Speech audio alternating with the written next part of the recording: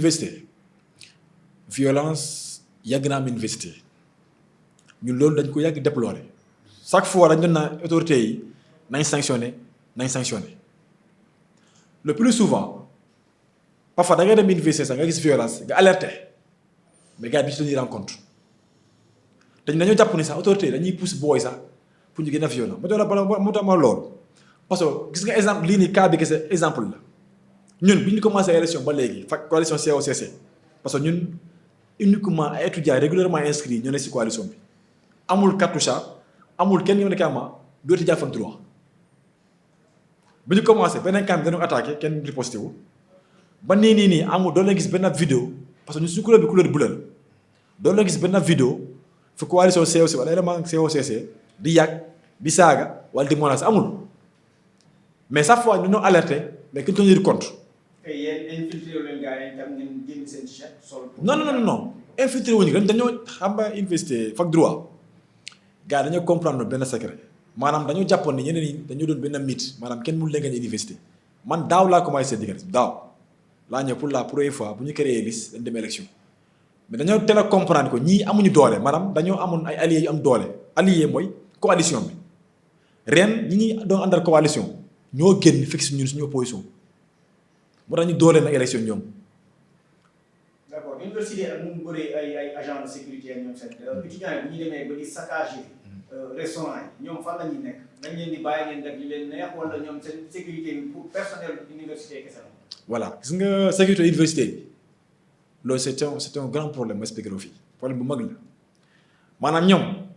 duñ dem sécuriser restaurant ñoom seen rôle à la limite mooy si direction bi la ñuy sécuriser ak ñoom fu ñu liggéey fee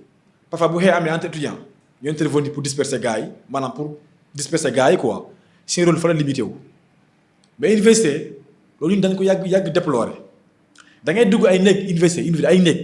nga fay fa ay jaasi ay pompe à gaz même ay lacrymogène nii da nga fekk si néegi ni étudiants yi loolu ñun da nga ko yàgg déplorer ñun ñoo njëkk a ne université foo ñu jël ay mesures sanctions mais à notre grande surprise ñun dañoo dem def constat ñam ne gaa ma ñun duñu yàq et puis la preuve ma jëlee benn misaal gis nga bi gars yi demee le 7 ba ñu yàq université bi mooy fac droit toj pot de fleurs yi ñu suñu coalition ñu ne ñoom Pape Abdoulaye Touré ñoom Hadi Badiane ñoo xëy dem fac droit nettoyer faculté bi yëpp nettoyer ko ba pare jël suñu xaalis jënd ay pot de fleurs ñoo remplacer ko fac droit. waaw image boobu noonu moom xaw a jaaxal ci parce que déjà jour boobu maa ngi foofu. effectivement ñëwoon naa leen jël ci rectorat bi ma gis ni yeneen yi defar. mais li ma gën a li tax ma gën ci am problème mooy lan moo tax yéen ñi jaaroon ci structure yi nga xam ne yàq nañ leen. ngeen defar ba pare yéen ñi gën leen sanctionné que ñi nga xam ne ñoo yàq. mais moo jaaxal université bi yëpp atam université yëpp loolu moo leen jaaxal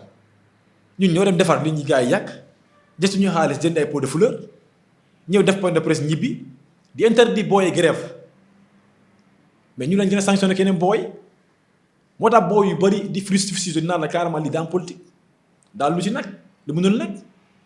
parce que mënoo dem élection yow ñu toon la nga noppi nga dem nga gagné élection ñu annulé sa victoire yow yàq ko defoo grève nga dem ñee dem yàq université toj yow ëllëg si nga dem nettoyé li ñu gars yi yàq jënd ay pot de fleurs bonte sanction ñëw yow ñu sanctionné la yow ñu bàyyi ñee loolu c'est ko xel mënu ko nangu c'est contradictoire. est-ce que lii tam du benn système bi nga xam ne pour mën a supprimer complètement amicale yi la parce que déjà début bi gisoon nañu seen doyen bi waxoon na ni bëggul amicale ci fac droit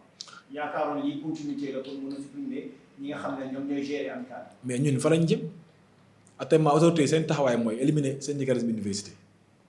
ñoom mooy seen objectif da lañ dakki syndicalisme université carrément. déjà boo xoolee lii rek nga xam ne kàmma lii nii si benn exemple la quoi mënoo ñëw nga sanctionné ay non fautif nga bàyyi ay fautif de un deuxième des choses même codification bi léegi mu ñëw dañ ci am écho maanaam léegi codification bi dañ ko def ay lignes syndicalisme bi nii dañ ko bëgg a rey université carrément fekk syndicat bi du am université ñoom loolu mooy sa objectif dak képp ku syndicaliste képp ku personne qui dérange dañ la day am sa objectif mooy dakk la université wóorul mi loolu mooy seen politique. du leneen. jaas yi ngeen di dugal ci biiru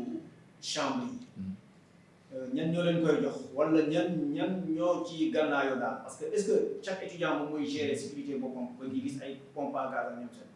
voilà gis nga par rapport ak question jaas yi gis nga université dafa doon milieu bi nga xam ne carrément police du fa dugg maanaam police du dugg université tant que amul par exemple benn situation bu extraordinaire par exemple ay meurtre wala affaire de drogue wala affaire de yamba police du fa dugg mais si biir université am na lu ñuy woowee gangsterisme maanaam ay groupe ñooy constitué wu maanaam bu am da ngay am problème ak nit bu dem au gaynam yi ñëw ñu attaqué la xeex dugg sa néeg yegg sa machine. mooy gang voilà affaire de gangs quoi. boo demee porter plainte du mujj fen du mujj fen man daaw exemple la dañ ma attaqué woon université fii mooy ñi adversaires yi ñi may ñu defal élection ren bañ gagné leen dañ ma attaqué woon daaw bi mu attaqué dañoo dem porter plainte mais ñoom ñoo toog université ñu naan la hey ñun dañoo am ay bras longs maanaam lii di mujj fen dañoo am ay bras longs. mais est-ce que direction cour bi ñu ngi yëg affaire yooyu noonu. mais dañ koy yëg maanaam direction cour sax moo jot plainte yi direction cour mooy vigile yi maanaam boo demee porter plainte police day mooy sécurité bi moom mooy indi moom mooy dem jël convocation yi dem yëpp du ko étudiants yi nga xam ne ñu lañu porter plainte mais tey boo demee direction cour dafa fekk ay jàll plainte duñ ko jël ba pare na la lii du mujjee fenn parce que dañu am ay baraalom waaye léegi chaque fois ma expliqué la benn affaire chaque fois yow nga attaqué nit nga dem porter plainte du mujj fenn moo tax rek université kenn du porter plainte boo yëlee dañu da ngay c'est-à-dire rares sont des gens yam di dañu ne porter plainte non non dañ koy attaqué bu dem jënd di jaay wala paaka bu ñu xaal bëgg di ma dem fayu moo nekk université parce que bu ñu attaqué boo porter plainte du mujj fenn. donc seen temple du savoir noonu transformé noonu nekk jungle daal. non loolu la moo fa nag c'est pire que ay jungle sax parce que léegi koo fa attaqué moom jàppal ni amul dem police xanaa léegi yeneen booy ñu dem police de mais comme suñu genre yi wala yeneen éléments yi koo fa attaqué day fayu moo indi violence université moo fa indi ay paaka ak ay jaasi police dafa dugg ba demee porter police plainte ñoom bu ñu indee plainte yi booy duñu wuyu si kenn du dem te en plus parfois léegi sax dafa dem ba la fin léegi boo demee police problème étudiant dañu ko banaliser boo demee problème étudiant police gars yi du ko fulaal sax dana na garaaw danañ koy bàyyi.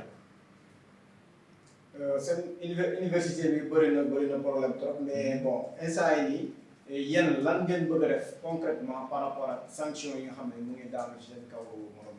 d'abord ñun parce que sanction yi normalement amul benn soubassement juridique maanaam amul benn fondement juridique maanaam teguñu fen bay waral ñu dagg étudiant pendant 5 ans pour message bi nga envoyé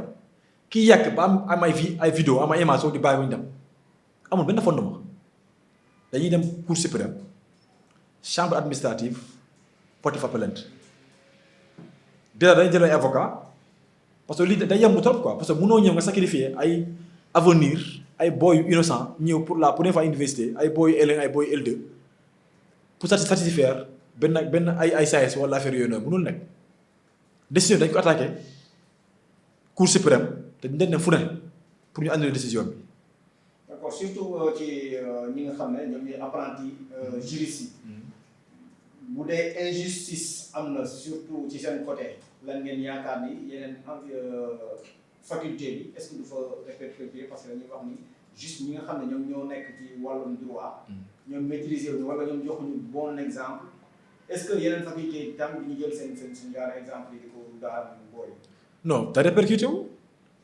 parce que tey boo demee fac droit nga sama fa nga boo dee def justice nga defee injustice mais loolu mooy continuer faculté yi la preuve lu gën a pire bi grève yi commencé SAES dafa ñëw mu ne bu génnee benn communiqué mu ne léegi bu grève yi continuer dañuy décréter dañuy oowee session unique session unique mooy lan mooy tey boo leen demee def examen benn examen ngeen def quoi benn examen amul rattrapage jàppal ni loolu bu ñu ko defee université mooy benn année mun nañu tag plus de 1000 étudiants wala 2000 étudiants université fac droit kese mën na ko tag arrangé wul kenn mais bu ñu génnee communiqué bi étudiants yépp ñu suspendre seen grève yi ñëpp amul fac lettre amul fac droit amul fac ñëpp arrêté grève SAES def grève pendant 12 jours SAES étudiants yi toog kenn jàngul ba SAES pare seen grève bi conseil discipline génne ay sanctions kenn deful grève ba pare fac droit tourné ne ñoom dañ def session unique nga ne bu leen grève boo leen grève dinaa def session unique ñu arrêté grève yow nga def grève yow ba nga doyal nga ñëw nga ne léegi da nga def session unique nga imposé étudiant session unique loolu c'est anormal c'est parce que tout simplement ñoom seen doom yi ñoo jàngul fac droit seen doom yi jàngul université publique seen doom yëpp ñuy kaaw wala ñuy jàng ay école privée wala ñuy am ñu ne payal ay formation doom baadoole ñu ne fac droit di fa jàng mooy campus fac droit fac lettres fac science doom baadoole ñu fa ne ñoom seen yoon néewul maanaam autorité yi nii seen yoon néew si avenir booy yooyu noonu moo tax ñu décrété session unique comme nu leen neexee ma def rappel fac droit bii mooy 3e fois ñu def session unique amoon na fi en 2013 2014 bu ñu rëñee kii Bassirou Faye amoon na fi en 2016 te ren tamit bu ko imposé fac droit te grève SAES bi ñëpp la concerné woon bu tax léegi ñu ciblé uniquement fac droit. université bi yëpp la concerné ñëpp def loon cours fu lañu cours fac droit pour def session unique. d'accord loxo homme politique yi. si biir université lan mooy sa xalaat par rapport ak loolu. parce que bokk na ci leen di gën a utilisé. effectivement mais politiciens yi ñoo nekk université bi politiciens yi ñoo ñëw université ñu xool booy yu gën a terrible yi naan la ñi ñoo fi ëpp terrible ñaan ñooy capot yi fii ñooy semé de bordel jël booy yooyu noonu di leen financé ñoom ñooy créer le trouble si biir université bi te booy bu fa jóg di def ay grève ñoom ne carrément kii ce n'est plus étudiant jàngul université sax am nañu université jànguñu fa dañoo pare si jàng bu yàgg dañ fay toog uniquement def politique ak syndicalisme politicien di leen fay xaalis ñu dugal seen poche di jaay ay néeg ay chambre ñoom ne carrément étudiant war naa loger université jël chambre yooyu ñoom di fa tëdd ñoom di jaay néegi yooyu étudiants yi nga xam ne dañoo mérité di jàng di am ay moyens de 12 11 def navette entre banlieue ak campus. est-ce que yéen amicale yi waa amicale yi loolu moo war a nekk seen liggéey tam ngeen gis ki nga xam ne moom ancien étudiant la comme ni ma ko mën a waxee ñëw di codifié wu ngeen xeex loolu pour ñi nga xam ne ñoom ñooy nouveau arrivant ñu mën a en place. mais loolu mooy suñu combat moo tax beneen camp bi ñoom bu ñoo génn université xam nañ ñoom bés bu ñu la gagné dañuy libérer chambre yëpp parce que université ku fa jàngul waroo fa nekk ku jàngul université waroo fa nekk mais à l'instant boo dem université tey dafa fekk ay nit ñi man carrément jànguñu mosu ñoo jàng sa université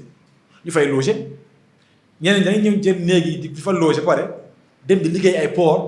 wala di jaay kolo ba pare wàcc ñëw fanaan alors étudiants ñooy jàng pare wàcc dem ñibbi si banlieue yi loolu c'est anormal. D'accord.